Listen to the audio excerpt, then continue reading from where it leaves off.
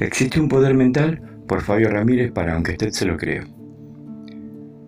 ¿Existe un poder mental? Negarlo también sería negar gran parte de lo que la religión aduce como milagros. Los investigadores creen que el poder mental oculto es un germen divino dormido, herencia de razas no humanas que nos cultivaron. Esa herencia latente es llamada la perla en el trono en Oriente, y a eso alude la frase On Mani Padme Hum, que significa la perla en el trono. Sería una chispa de Dios dormida dentro nuestro, en la frente, el tercer ojo o glándula pineal, el puente que nos permite conectarnos a mundos sutiles a través de hormonas. Cuando se produce el desarrollo sexual, esa glándula se atrofia y entonces el adolescente deja de ver fantasmas y amigos invisibles y se enfoca en el mundo externo que lo rodea. Los artistas, religiosos y psíquicos conservan parte de esa conexión con el mundo sutil, y la bola de cristal de los videntes y psíquicos es un símbolo de ese tercer ojo o glándula pineal. Ya los egipcios estudiaron esta glándula y la desarrollaron con ejercicios especiales en sus escuelas de misterio. Basta recordar que este símbolo era conocido como el ojo de Horus. En la India es llamado la perla en la frente de Buda o el ojo de Shiva. Y en la escuela de yoga es Ajna, o el chakra que permite la visión de los mundos sutiles. En las ciencias ocultas nos recuerdan que la humanidad tuvo esa conexión con el plano de los creadores. Esa conexión se perdió con la caída del Edén y durante la rebelión en la Torre de Babel. Los alquimistas medievales trataron, por medios artificiales, de recuperar esa conexión, de reactivar la glándula pineal.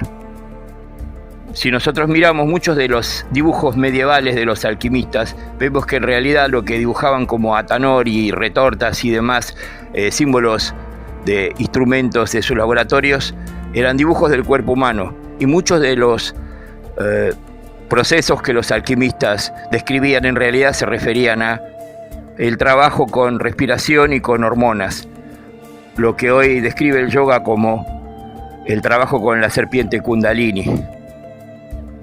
Ese proceso artificial fue investigado luego por los nazis en la década del 40. Inclusive enviaron expediciones para buscar los papeles perdidos de los alquimistas y expediciones al Tíbet para buscar los secretos de la alquimia sexual. Inclusive investigaron el origen de drogas que permitían viajar a otros mundos. Esto nos lleva hasta los años 50, que es el próximo paso de nuestro viaje en busca del poder mental. Estamos en los años 50 y en la tercera y última etapa de nuestro viaje hacia el poder mental. Después de la Segunda Guerra Mundial y tras las primeras explosiones atómicas, con el auge de la carrera espacial en marcha, surge una nueva época de pensadores y descubrimientos. Tenemos las primeras investigaciones de la CIA, que continúan los experimentos de los nazis. Pocas personas saben que, en realidad, Estados Unidos pactó para que algunos líderes nazis escapen y, a cambio de la operación ultrasecreta Paperclip, trasladó 7.000 nazis, entre científicos, criminales y personal de inteligencia, a las Naciones Unidas, la CIA, Departamento de Defensa, consorcios laboratorios y la NASA. Estados Unidos, por medio de la operación ultrasecreta Paperclip, llevó 7.000 nazis a puestos claves en inteligencia, el gobierno, laboratorios y la NASA. Justamente ese personal continuó los experimentos que hacía en los campos de concentración, experimentos como el tristemente célebre MK Ultra.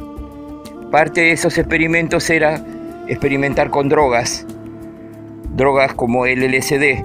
La CIA inventó el LSD, que es una droga alucinógena que lleva a la mente hacia esos planos sutiles. Estamos asomando hacia los 60, que es una época de libertad y de conflicto. Tenemos a los hippies. Poca gente sabe que la palabra hippie viene de hip y de iniciado. Los hippies tenían una extraña conexión con Oriente, con el Tíbet y con el yoga. Ya hablaban de chakras, de Kundalini, de flores.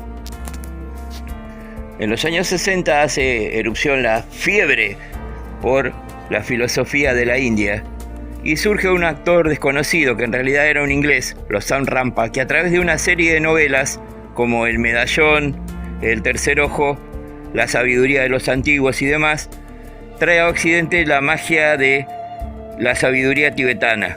Supuestamente es un lama del Tíbet que habla del tercer ojo, de razas anteriores que vinieron a la Tierra, hablan de los cuerpos sutiles y de poderes mentales. Supuestamente son novelas fantásticas que en realidad no es ningún lama, pero mucha de la información que transmite inspiró a mucha gente a investigar en la filosofía oriental. En esa época también hasta los mismos Beatles, que fueron inspiradores de cambios en la música, en la filosofía y en la juventud, investigaron a través de Maharishi y de filósofos y de yogas en la India y en el Tíbet.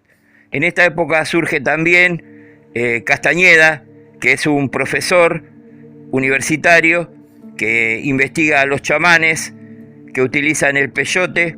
El peyote es una especie de cactus que tiene un principio alucinógeno similar, una droga similar al LSD, y que los chamanes, unos indios del desierto, utilizan para hacer viajes astrales.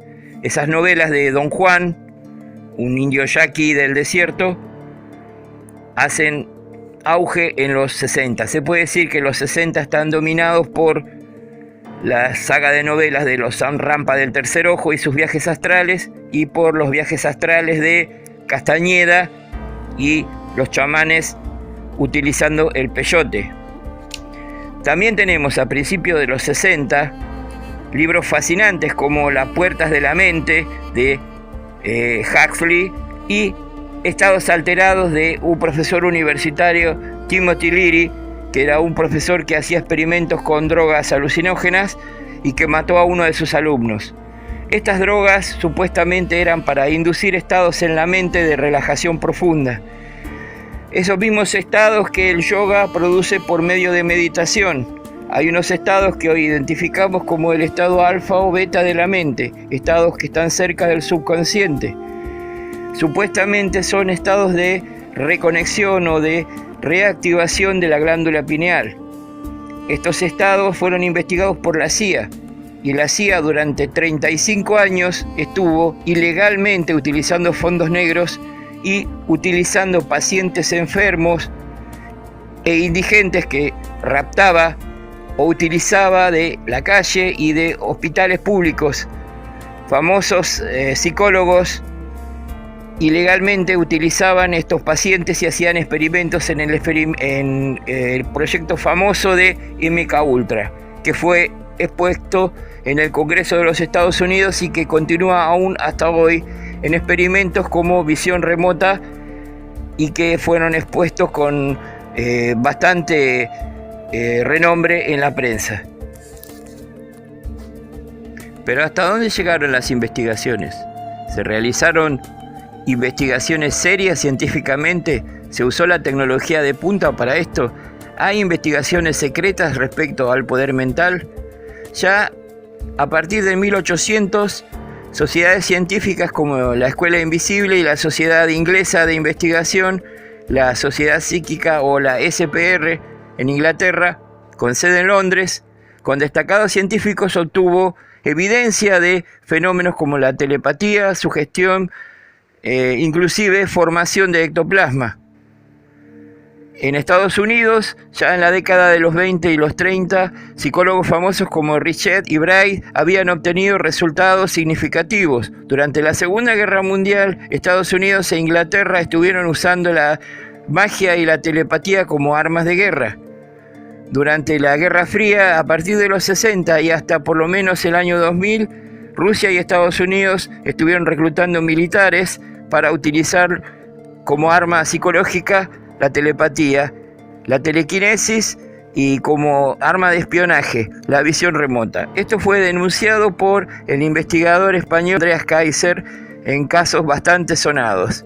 ¿Hasta dónde llegó la investigación? Bueno, el Vaticano se supone que hacia fines de la guerra de Vietnam tenía evidencia notable de que existía el poder mental, inclusive de que había vida después de la muerte certificada.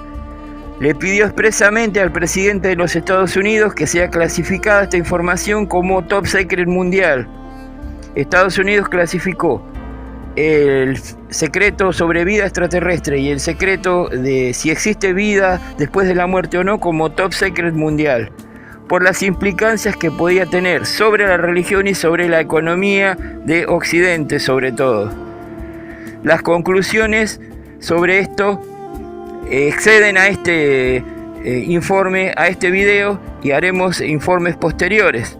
¿Se siguió investigando esto? Tenemos idea que sí, que la IA o inteligencia artificial estuvo haciendo experimentos para poder predecir resultados, no solamente experimentos matemáticas en estadísticas, sino si podían existir ciertas capacidades que obedezcan a la mecánica cuántica o a la capacidad de enlazamiento cuántico, o ciertas capacidades que fueron estudiadas paulatinamente por físicos soviéticos en la década de los 60 o por físicos como Mikio Kaku en la actualidad.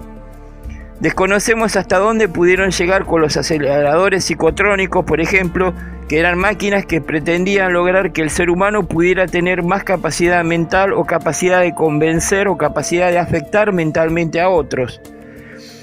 Solamente queremos dejarte a ti esta información de que ese poder a través de todos los tiempos se insinuó que el ser humano lo tenía dentro. Hoy si uno busca en internet, prácticamente esa información está velada, queda como solamente cuestión de creencia, y todo lo que es fotos, lo que es evidencia científica, lo que son teorías alternativas es suprimida por el amo Google, que se convierte en el gran hermano que soñó en su novela que predecía todo de Orwell 1984. Hoy el gran dictador mundial es Google, que censura todo. Depende de ti, usuario, decidir si existe el poder mental o no. En todo caso, si negamos que existe el poder mental, estamos negando que el ser humano tenga dentro una magia que hace que las cosas sean posibles. También, mucha gente olvida que la ciencia no es la última palabra. La ciencia es tomada como una religión, es solamente una hipótesis en constante revisión. Mucha gente olvida que los mismos científicos aseguraban que los aviones no podían volar porque eran más pesados que el aire, que los tomates contenían veneno y no se podían consumir. Y constantemente la ciencia va reescribiendo y desdiciéndose y borrando con el codo lo que escribió con la mano. Así que, con toda esta información, depende de ti, lector o usuario, decidir si el ser humano tiene esa semilla dormida dentro y valorar la información que te transmitimos.